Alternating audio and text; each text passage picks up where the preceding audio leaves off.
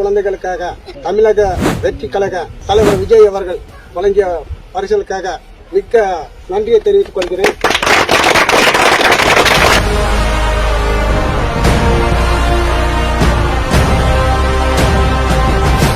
பழங்குடிய மக்களின் கோரிக்கையை ஏற்று பள்ளி குழந்தைகளும் பொதுமக்களும் ஆற்றை கடப்பதற்காக பரிசல் ஒன்று காரமடை ஒன்றிய தலைமை கழக தோழர்கள் சார்பாக இன்று பொதுமக்களுக்கு வழங்கப்பட்டது. பிள்ளைகள் பள்ளிக்கு செல்ல தடையாக இருந்த ஆறு மாணவர்கள் படும் சிரமத்தை கண்டவுடன் மனமுடைந்து போன தமிழக வெற்றி கழக நிர்வாகிகள் அடுத்த நொடியே கல்வி கொடுக்க டிவிகே பாய்ஸ் சுமந்து வந்த பச்சை நிற ரதம்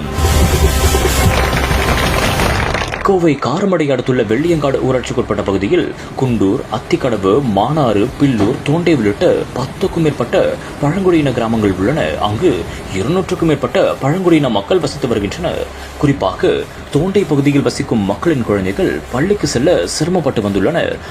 அங்கு ஆறு குறுக்கே செல்வதால் அவர்கள் 10 கிலோமீட்டர் சுற்றி சாலை வழியாக செல்ல வேண்டிய ஒரு சூழலும் ஏற்பட்டுள்ளது. இதனை தமிழக வெற்றி கழகத்தின் கோவை புறநகர் வடக்கு மாவட்ட செயலாளர் ராஜ்குமார் தலைமையிலான அணியினர் நேரில் சென்று பார்த்துள்ளனர். மேலும் அவர்களுக்கு தேவையான நலத்திட்ட உதவிகளை மட்டுமில்லாமல் மாணவர்கள் நலனை கருத்தில் கொண்டு அவர்களின் கல்விக்கு ஏதுவாக பரிசல் மற்றும் திருப்பணை வழங்கியுள்ளனர். இதன் மூலம் பள்ளிக்கு அவர்கள் விரைவாக செல்ல முடியும் என்றும் கூறப்படுகிறது.